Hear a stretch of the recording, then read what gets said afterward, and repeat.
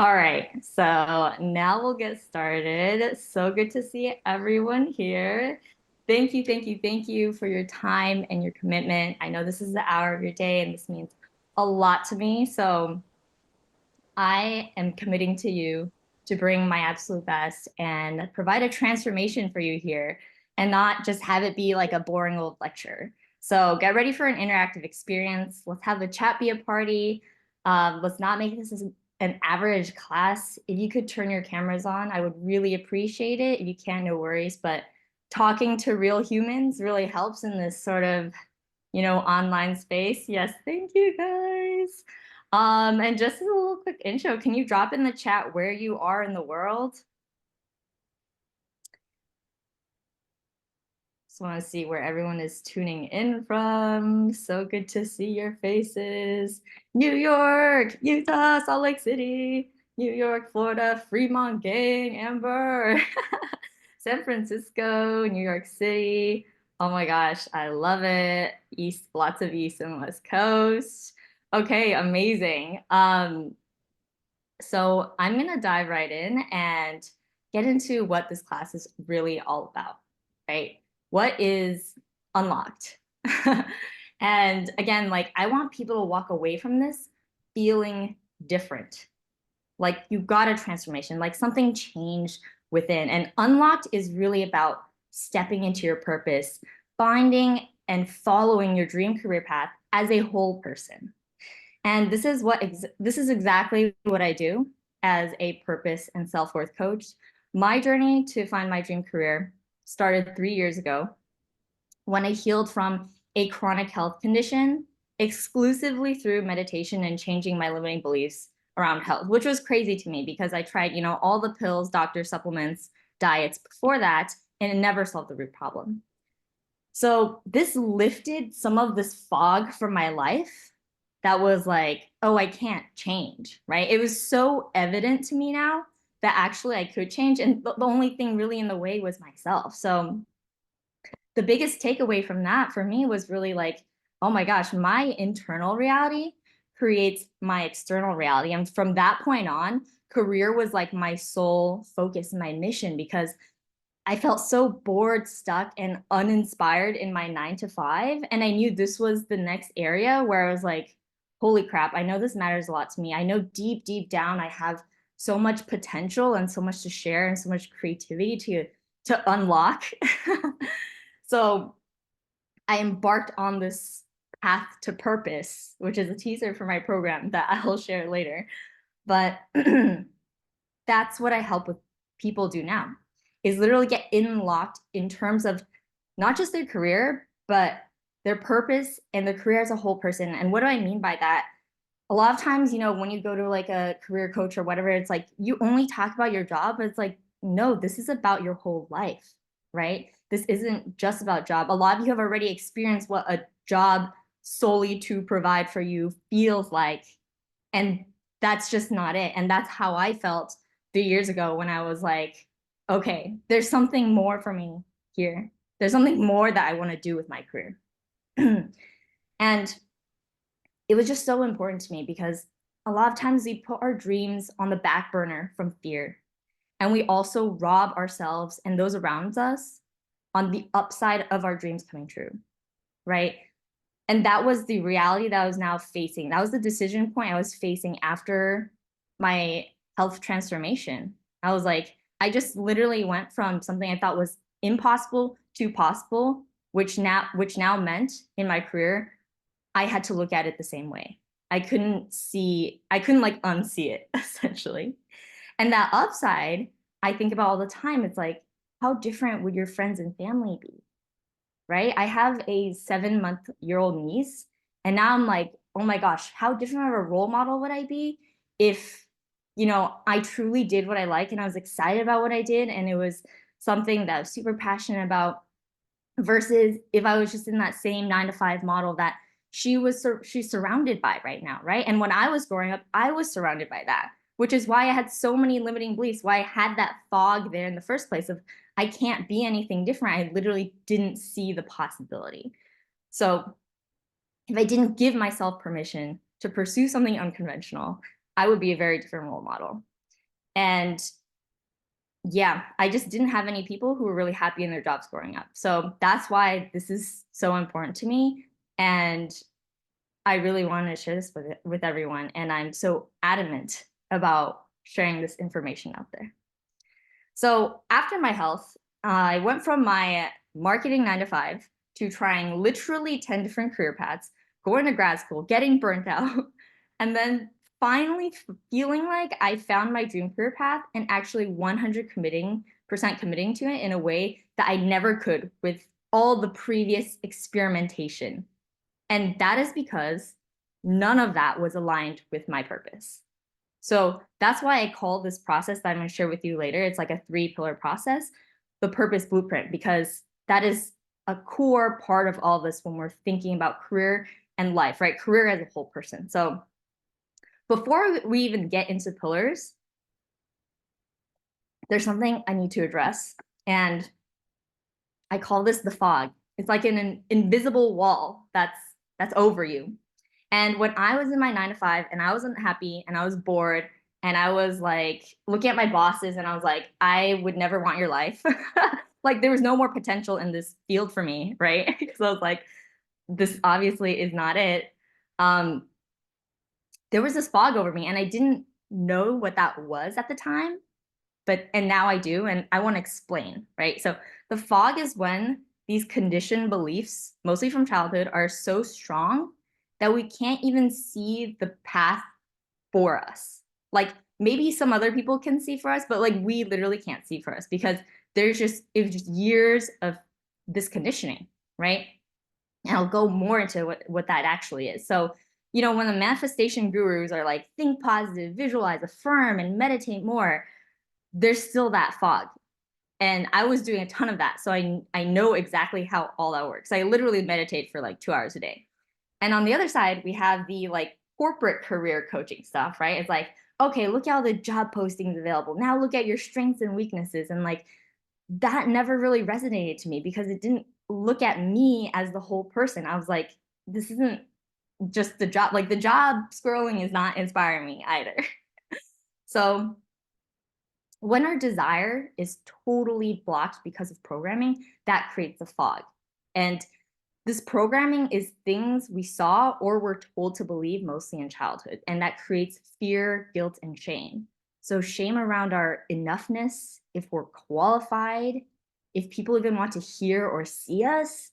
It's like this contraction in our body, even around our privilege or our lack thereof, right? Like there's shame around each of those. I remember in high school, like the rich people were shamed, and then in college, the poor people were shamed. And it's like, okay, great, now what? And then that creates this fog where you have the inability to go in any direction. And this plays into all of our career choices and decisions. So if we follow like a super simple model of, okay, our thoughts and emotions create our beliefs, right? And our beliefs create our actions and decisions. And those actions and decisions then produce events and results that are our life experience. Then the fog, when I talk about the fog, I'm talking about our thoughts, emotions, and beliefs, the first part of that we have to address. So when it comes in the beginning, when I, start to talk about this blueprint, whatever purpose blueprint, and the first pillar, we need to clear some of that even before then, because sometimes when I'm asking you like, what is your desire saying, or like what are your values, all this kind of stuff, it's like I don't even know, right? It's like I've never considered that. And then there's a contraction of like, oh my gosh, am I even like, what am I doing? Am I even like supposed to be thinking? Like, why am I not grateful for what I have? Like all these contractions and beliefs that are stopping us from even getting on the path in the first place. So if the origin of the fog is from programming, from society and childhood, and it's comprised of fear, guilt, and shame, we can clear it by acknowledging and releasing in a safe space. So we're actually going to practice this right now live. So as I was speaking, like some things may have come up, right? Strong memories of being told that you can or can't do this or that. Or maybe it was a family or friend who said something that just really hurt, but you didn't really know why, and it put you down? Was it anyone who made you feel small, like a teacher, unincluded, dumb, stupid, lazy, incompetent, worthless, angry, sad? These are all emotions that we don't normally want to face, right? But the way past the fog is actually through it. So we're going to do a really short meditation and release around this. So whatever that initial thought and motion is, any memory, I want you to close your eyes and hold that emotion, the discomfort, that contraction. Wherever it is, I want you to feel that in your body.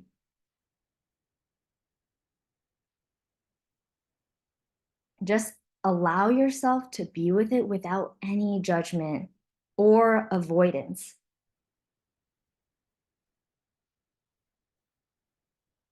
You're going to take a deep breath into it, wherever you feel it, and exhale. One more time. And the exhale, just vocally say, ah. Let that fog lift a little bit from your shoulders.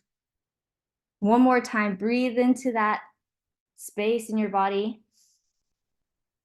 Ah. Just for the first time, maybe, you feel it, you acknowledge it, you let it be, you let it exist.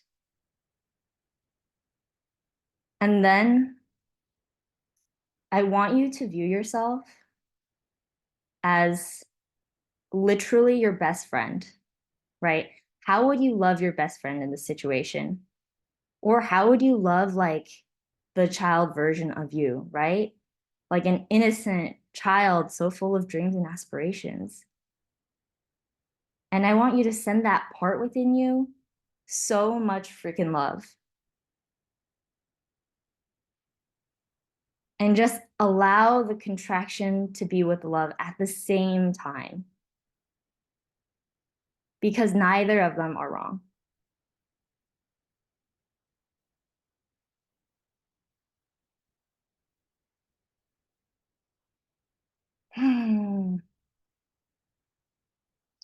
Okay. And when you're ready, slowly open your eyes and come back. All right. How do we feel? A little bit more released, a little bit more like that fog has lifted. So it can be that quick, right? But this is what I usually see. Usually we feel the contraction and then we do a numbing activity like social media, TV, scroll, anything but actually feel and lift the fog. So that's why creating space to do these things is so important. And, I'm honored that you allowed me to guide you through this process. So thank you, thank you, thank you for that. Um, can you drop a huge just like permission in the chat? Because I want us to all give us ourselves like a huge permission slip to actually go for what we want, right? You're not wrong for going for what you want. You're not a bad person for doing it. You are good enough to do it. So let's open ourselves up to our desire. Yes, we can go for it. And I'm gonna start this. I'm gonna give myself permission because I think this is so important. So many times we're waiting for someone else to say that we're ready to do something or we're worthy to go for it. But it's like, no, we decide that for ourselves. Okay, amazing. Okay, so the purpose blueprint. Yes, Haley permission, Danielle permission, Amber permission granted, Maddie permission. Okay, I love it. Yes, Bonnie permission, Sean permission. Amazing, amazing, amazing, amazing. Okay, does that feel good? I don't know. That just the word feels good, like permission. Like, yes, I can go for this. Okay. So purpose, blueprint, Dustin, permission. So I talked about this 3-year process, right? It was a whole 3-year process of me leaving my 9 to 5 to going to grad school to doing all these projects, PATs, freelancing, all these things I tried, different businesses, right? And then this blueprint is me reverse engineering this process of how I went from I have no fucking idea what I'm gonna do next to wow, I feel so clear and confident about my path as a coach, but also as a person building a personal brand that holds all my teachings, my writings, my creative projects, and my artistry, right? And this is why I'm calling in these like multi-passionate creatives, visionaries, people who want to make an impact. Like, I freaking see you because this is how I felt. I was like, I have so many, after I lifted a bit of the fog, I was like, wow, there's now too many possibilities. And that added to this whole struggle. And like, I'm just gonna be totally honest here of like, it's not an easy path. But if I compare myself to the past of one, first being in my 9 to 5, and then two, being really confused as to what I want to do, I feel so much more grounded now because I can see my like 10-year plus career path, right? Whereas before I could never see that. And I didn't even understand like what that really meant and how to really get there. So we're going to talk about this process. And the first pillar I call the inner compass.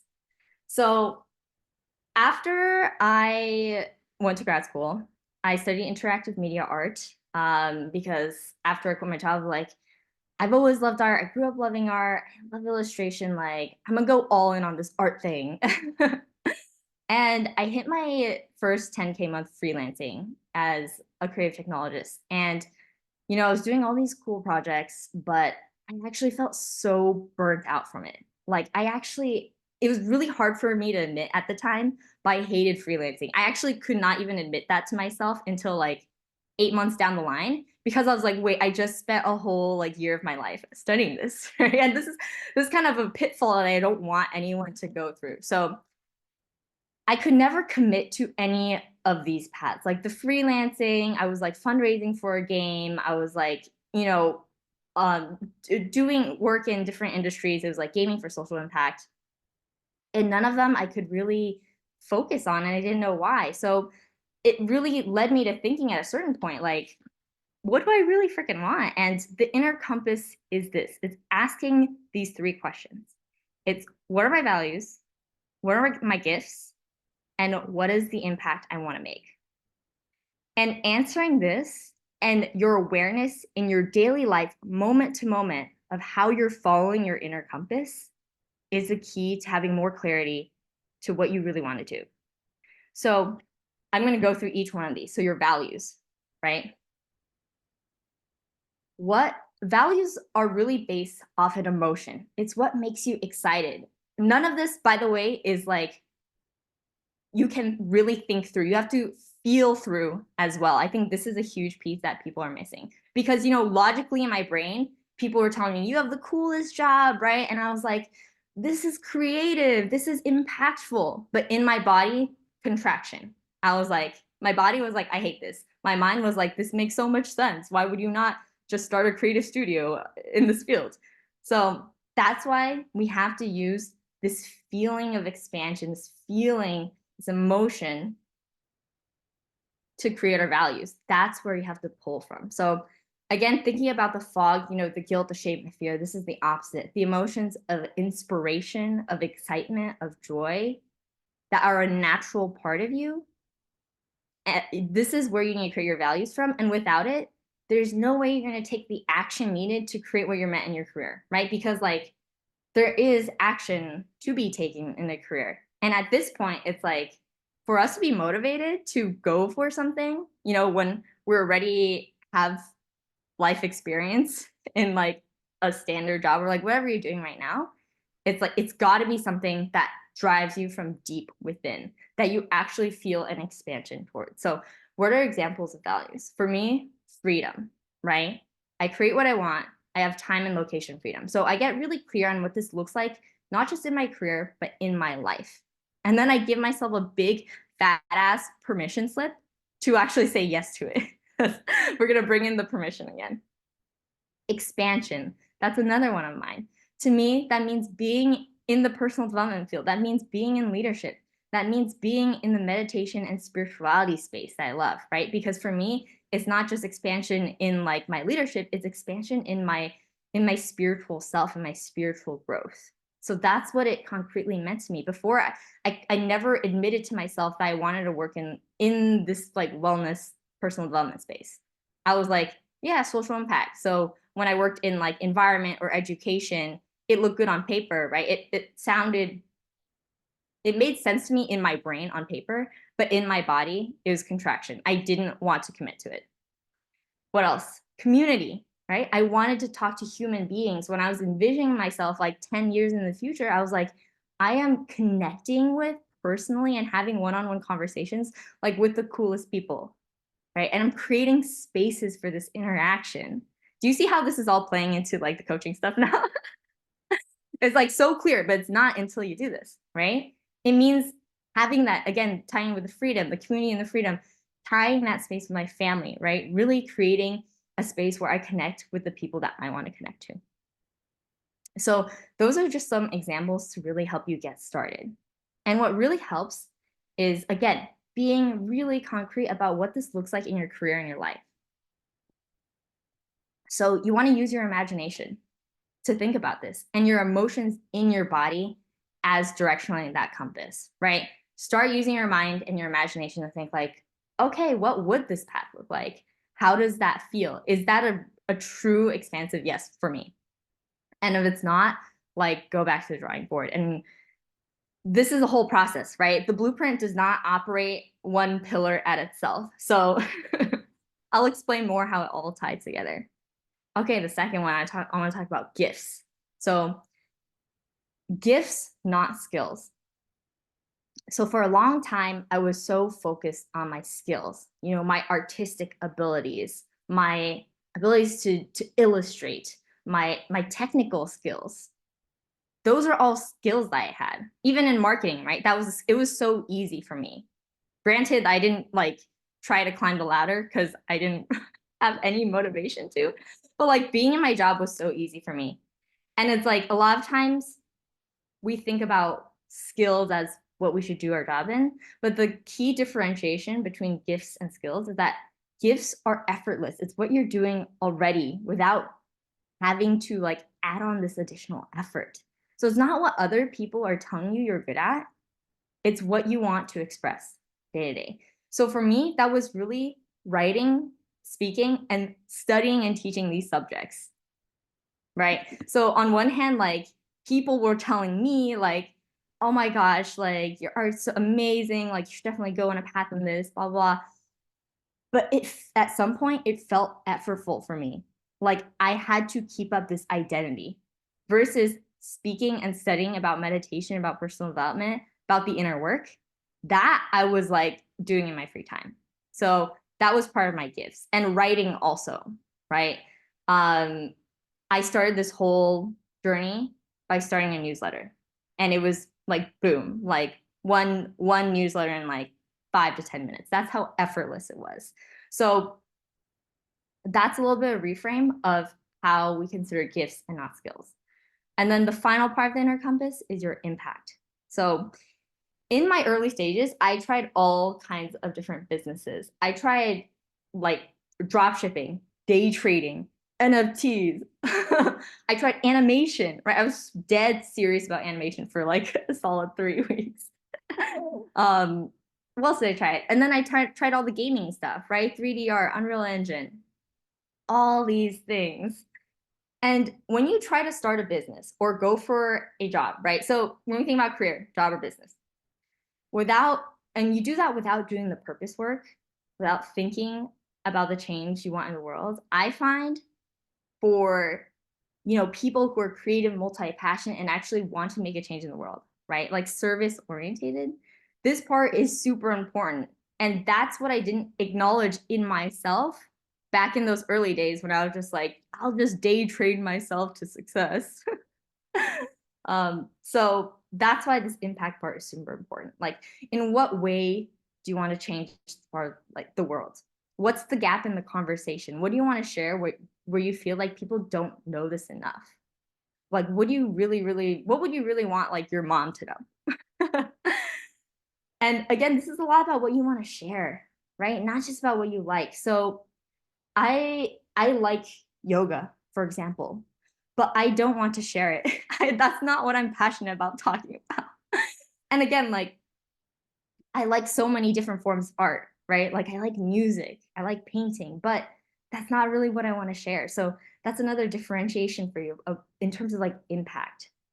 So, when I was really on that fence of like, okay, do I keep going down this like creative technology path, this like game design path, or do I do the coaching stuff? I really had to think about what that impact was, right? What I wanted to share, what I wanted to do in the long term. And I came to the point where like, oh my gosh, my greatest transformation was actually like a lot of this chronic illness stuff. And then now, of course, the career stuff, right? And that's the thing that I wanted to share. Like the moment someone came up to me and were like, "Oh, I'm feeling really stuck in like my project or my career, or I have all these health issues." I was like, "Oh my God, talk to me. Like I will dedicate hours of my time to help you through this." So that's when I was like, this is the impact that I want to make.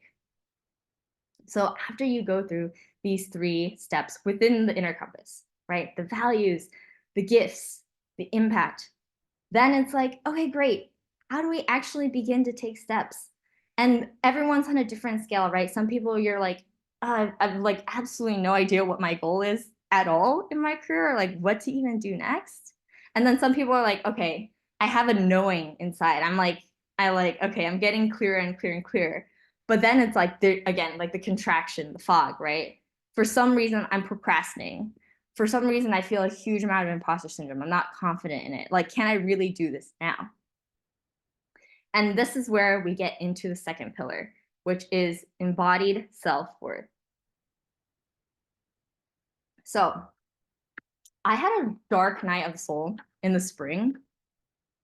And this is when I realized how important self-worth is. So I was doing an art project. It was an exhibition. Some of you have seen it. And the deadline was coming up. There was like 2 months left. I hadn't started out. In fact, I didn't even really have a concept. I didn't start at all. It was very technical. And in that moment where I needed to decide on concept and I needed to like make this project done, I injured my ankle and I literally couldn't walk. And I was so stressed and anxious about all of this. And of course, like the ankle injury, my body is so responsive to my emotions. It was a sign for me to pause, right?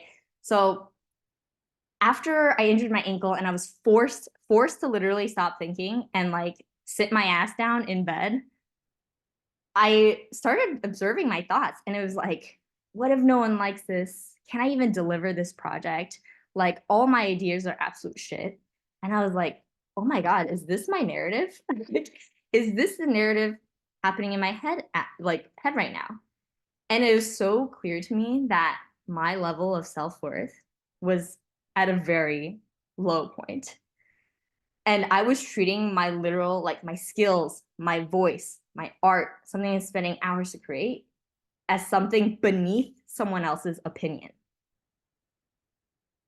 And I could see it then after that so clearly that this was influencing my choices in my career, right? And if I wanted to move past my own glass ceiling, it was something I had to address because I couldn't even deliver this project, right? Which was a big deal for me.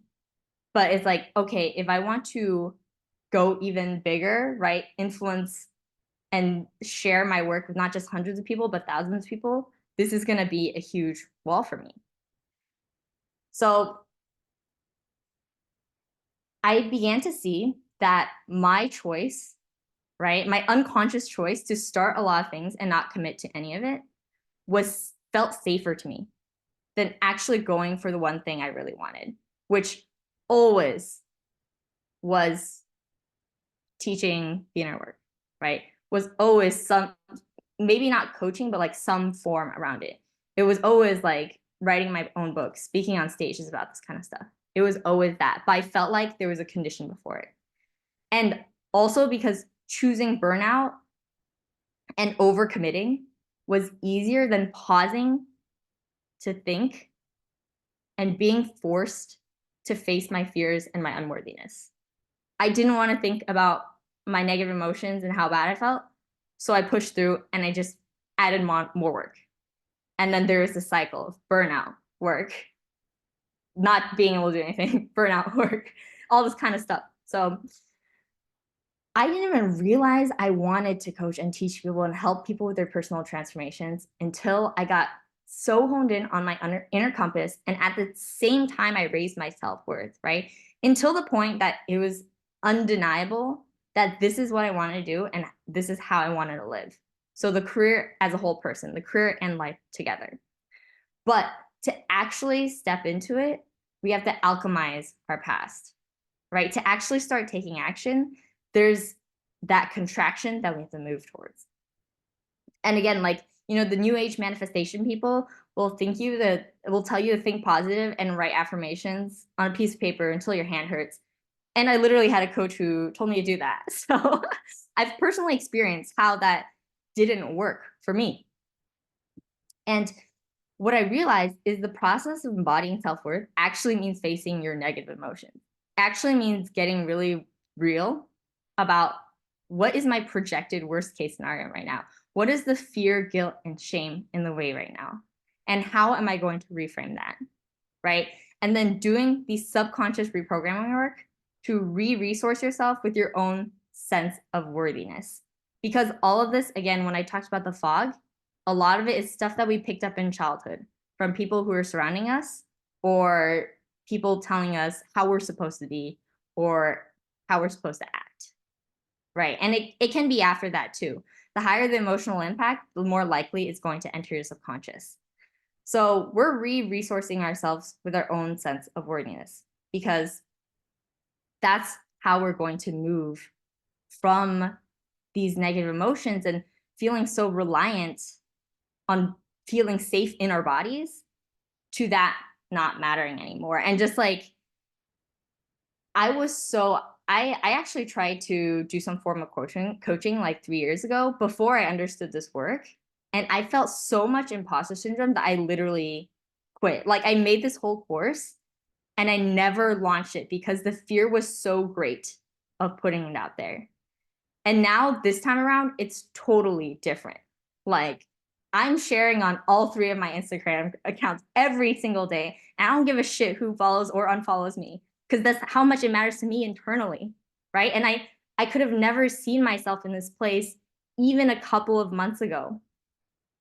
So that's why I talk about this embodying self-worth as like really one of the core pillars. And it was a huge learning from my transformation in health to my transformation in my career. Because with health, you know, I had the condition for like 3 years, right? So kind of long, but it wasn't like a childhood past thing. I felt worthy to heal. I was like, hell yeah, I deserve to heal. But you know, when it comes to career, it's like, oh my gosh, do I deserve to like pursue this creative path? Or like, do I deserve to like have this amazing job where like I feel so seen and so appreciated? Or do I deserve to have this business where, you know, I'm my own boss?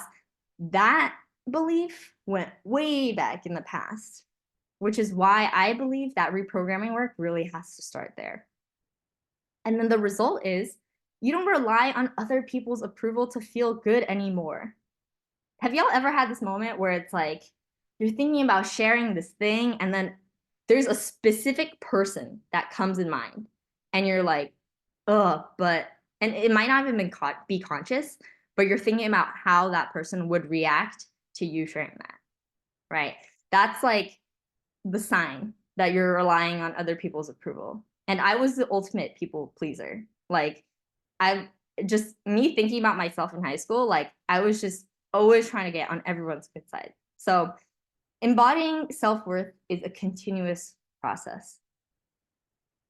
But you know, it's essential to every part of career, because when we don't own our gifts, our power, and I'm seeing this so clearly in my business right now, when we don't own our gifts, our powers, the impact that we can make, right? It becomes so much harder and more effortful to go after your dreams.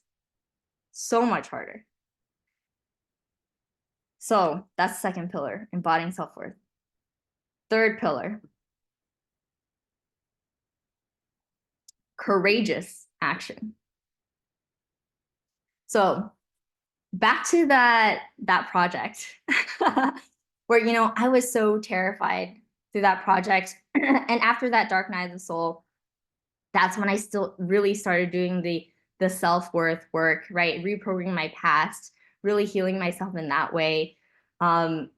Actually loving my triggers, because I was like, oh, this is showing me where my growth edge is. So when I released that project, I was absolutely terrified. I actually really wanted to back out, but I recommitted to the producer and the team that I would do it. So I couldn't.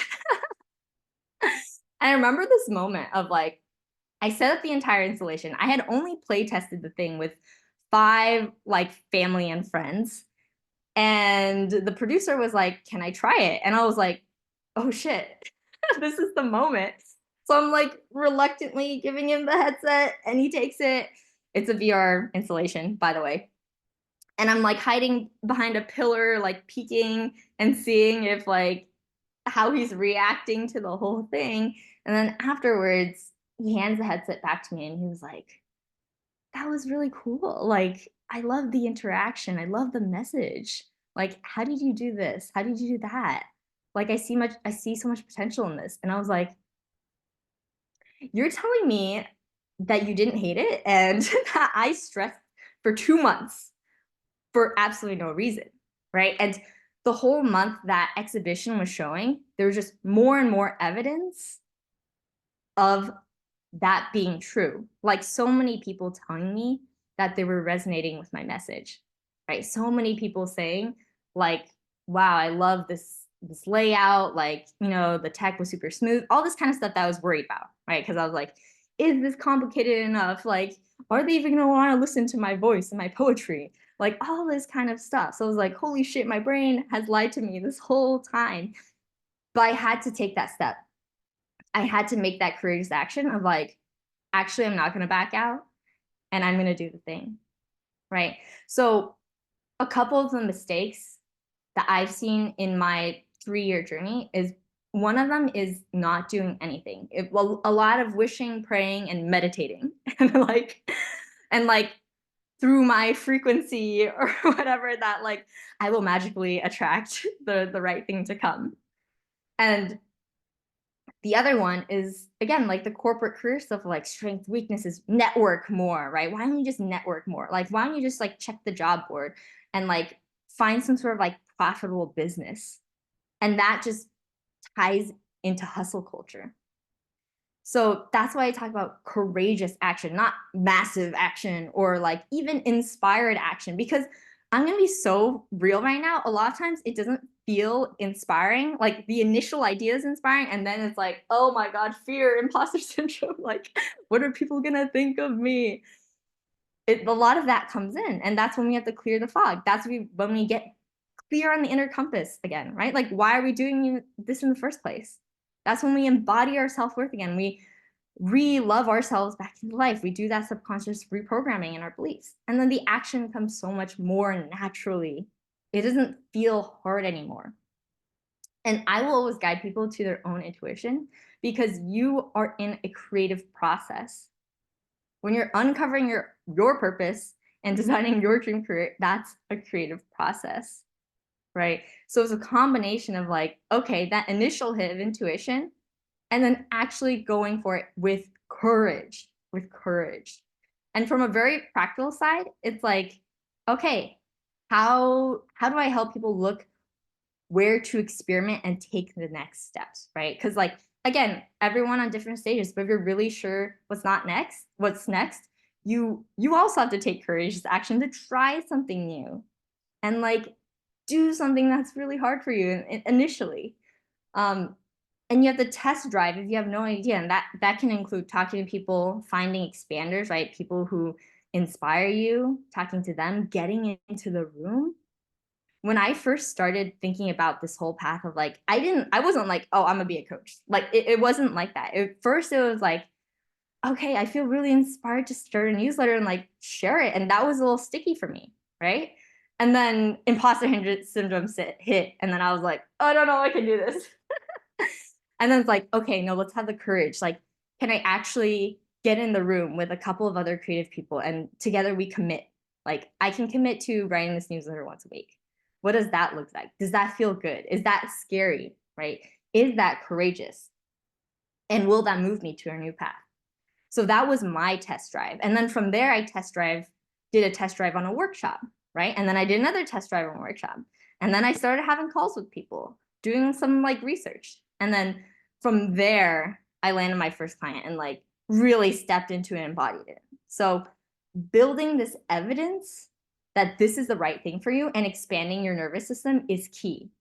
And I would recommend that before you take the leap, right? So after you build that evidence and you expand your nervous system, for me, again, it was like really doing the workshops, doing the newsletters, talking to people, getting in the room. Then I was like, I'm going on this. It's so clear to me. And each part of that was courageous action, right? Not confident action, courageous. And I just want to be clear on that because a lot of times we like chase after this confidence. It is not going to feel confident in the beginning, I'm telling you right now. But it will feel like a total expansion. I'm telling you, you're going to feel on top of the world after you take the courageous action because that's what growth is, right? That's what purpose is. I was talking to a trusted mentor and she was just telling me like, you're feeling initiated right now because this is your purpose. And I was like, oh shit, you're telling me there's more of this? Again, I want to be real with y'all of like, a lot of times when you're following your purpose, it is the thing that you have the biggest growth in because that's also the place where you can share with the most people what your transformation is, right? And what you have the most energy around. So, okay, we're building the evidence, we're expanding the nervous system, we're ready to take a leap, right? Then another practical step. What does this actually look like as a job or a business? Like we're really bridging the kind of like energetic inner stuff with the practical right now. And this was another thing that I was missing, honestly, of like, what is a career? It's literally a job or business, right? Are you willing to take the necessary steps to make this happen? How are you going to balance your time? Like if you have a 9 to 5, these are the practical steps you have to consider if you're serious about doing this, right? And for me, when I got really serious about doing this and I was thinking of, I already had a business structure set up for a creative studio, a service-based creative studio around game design and creative tech. And I was like, am I willing to take the necessary steps to make this happen? Am I willing to do the marketing for this? Right? Like getting really into the business, or like if it's a career, am I really willing to build the skills or like build the resume or whatever it is? And I was like, no, if I'm being real with myself, I'm not. Actually, all my energy when I thought about a career in something like coaching, that's what I was excited to do. I was willing to do the marketing for that. And I was willing to commit to that. So again, like practical steps. How are we goal stacking, right? I like to say goal stacking and not goal setting because we're basing goals off of actions and not outcomes. The moment you think about the outcome, you're putting your self-worth in something outside of you, and your career will never be something that's worth more than you yourself. That's a huge piece of the energetics. So this is a mindset thing of like, when we put in our worth in the outcome, you're always feeling like you're in lack. And this is what's driving you to make the wrong career decisions in the first place. I remember a huge part of me going for the gaming stuff was because my parents thought it was like more legit than coaching, right? So my projection in my mind was like, okay, like once they get this, like once I finish like this gaming fundraising, whatever, like then I can really do what I want. But again, putting my self-worth, my feeling of needing someone else's approval in an outcome outside of me. So That's why I say goal stacking and not setting and really focusing on the present moment. And then the final piece kind of to this is accountability, right? What does that look like for you? And for me, that was mentorship. It was getting in the room with people with similar dreams and goals. It was collaboration. It was the effect of my environment. And clearing space is an action. Even when I first started my health journey, right? I started clearing like friends that are not aligned, I let go of, right? Things online, like what are you scrolling through social media? What's literally causing that contraction in your body? Again, this is like a physical thing that's happening.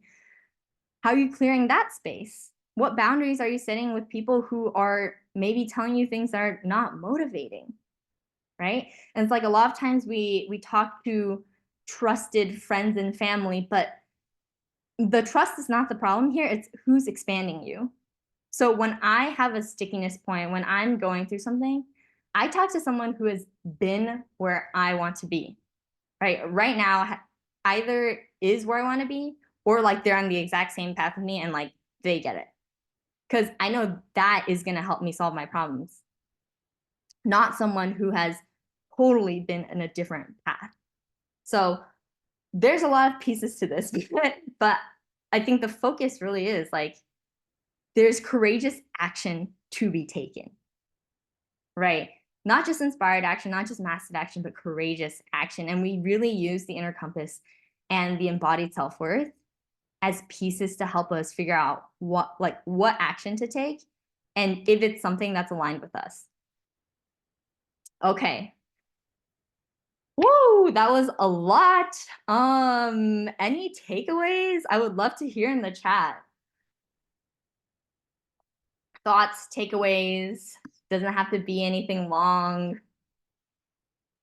Feeling the energy. I don't know.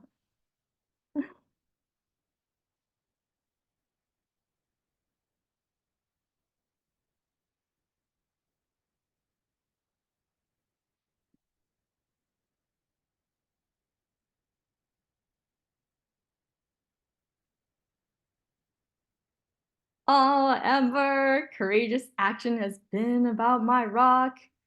Danielle, need to think more about gifts and skills. Ooh, juicy, juicy. I love it. Oh, Haley, thank you.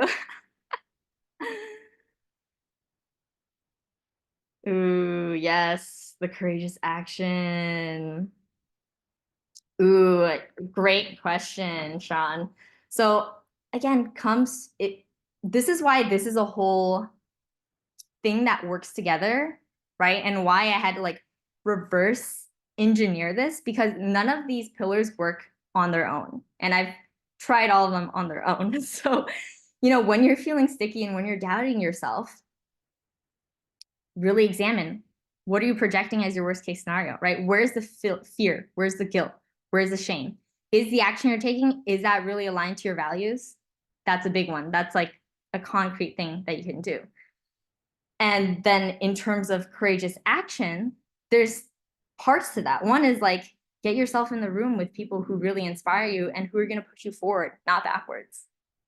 And then from there, you take the leap, right? Sometimes it is getting that little extra push. And again, like where do you get your support, right? For me, it has been mentorship and like surrounding myself by amazing friends and people who are on the same path. So thinking about how you're creating that for yourself. And that's why I'm saying, again, you might be tired of me saying this, but career as the whole person it's not just a job, it's like your whole life. It's like everything working in congruence. And this is so much more motivating because now I'm like, oh my God, I have amazing friends who like inspire me every day, right? Amazing relationships. And that is equally as important as this whole career piece, equally as important. Yes, Bonnie, so much to think about. Maggie, interesting to think about procrastination as a contraction. Ooh, yeah, that's such a good one. Um, I see that a lot. Yeah, and it happens to me also of like, what's the real reason, right? Because a lot of times we're just like, or this is again, is conditioning. People tell us we're lazy. If you're not doing enough, you're lazy, right? It's never laziness. It's never laziness. Okay, amazing. Thank you guys so much for sharing. Okay, so um I mentioned in my email a surprise gift. So for everyone who registered, and of course you guys on the call, I have a workbook called The Next Step, an exercise called The Next Step. And this really helped me get clear on what the exact thing it is to do next, right? Because I was so unfocused. There was like 20 things that I could potentially do. And I was like, what is the one thing that makes me feel the most inspired, right? Is that courageous action for me? And through this process, I really discovered that for me, it was writing. And for me, it was like teaching and talking about my own journey, my own personal development journey, my own mindset journey, my own inner journey. And a lot of it was around career. So, and it, at that time, I didn't even realize it. So I was like, this process really, really helped me. And it's something concrete you guys can apply, especially for the first pillar of inner compass. So I'm going to send it in an email after this. I hope you guys enjoy it. If you do it, please let me know how it goes. And another thing is I'm launching a special free challenge in December, and you guys are the first people to know about it, around career clarity and confidence. So I'm going to launch it in around 2 weeks. It's really going deep on that second pillar and removing more of that fog for y'all, because I feel like that is such a key piece to all of this, right? And again, fog is creating that perfectionism. It's creating the imposter syndrome. It's creating the procrastination. So if you're wanting to learn more about that and dive a little bit deeper in this work, um, register for that, because it really is a big part of the foundation. So I'll be sending an email about it and posting it on my stories. Okay, so just a recap. These are the 3 steps to the purpose blueprint: the inner compass, embodying self-worth, and then courageous action. And these are the exact things that help me feel so clear on my dream career, get deeply rooted in my purpose, and actually feel excited to wake up every day to do the work that I want to do, slaying Sunday scaries, and having the confidence, right, to actually pursue my dream career through courageous action, actually taking the action to do it. So if you want that high level support and take these steps to uncover your purpose, embody self-worth, and take courageous action, and slay the imposter syndrome together with me, that's exactly what I help my clients do inside my one-on-one coaching program, Pathway to Purpose. It's all the mistakes, experiments, and concepts I talked about today that inspired me to create this program. And inside it, you'll learn how to do it with the accountability and the support of a mentor who's done it before. And that has helped me massively, which is why I'm so passionate about the work that I do. So if you're interested in joining, you can book a free purpose clarity call with me. And we're going to talk about what you really want, what's blocking you, any challenges you have. And I'm going to give you specific recommendations on what you can do to uncover your purpose and step into your dream career. I'm going to drop the link here, but I'll also send it later, so you can book that. People have gotten breakthroughs just from these calls. So if you're curious, don't hesitate. I promise that if I don't feel like it's the right fit for you, I'll turn you away. And I've done that before. And only if we both feel like it's a great fit for us, then I'll explain the program details and we'll get you signed up. And if you have had a call with me before and you've kind of felt a shift and you're kind of like, maybe I haven't seen this before, but now I kind of been feeling more called to it, I'm inviting you to book another call with me. I'm happy to do that. My DMs and my email is always open. So if you have any questions about Pathway to Purpose or any of this work, I'm here to answer them. And everyone, just want to say that I'm so grateful for you being here. Truly, truly, truly, truly, this means so much to me. So thank you. I hope this has been super helpful for you, and that you're walking away feeling like, you're that much closer to finding and stepping into your dream career. And that's more possible for you, because I wouldn't be doing this if I didn't believe it was possible for you. Yay! All right. Love you guys so much. Thank you again. Have a wonderful night. Bye. Thank you. Thank you. Thank you.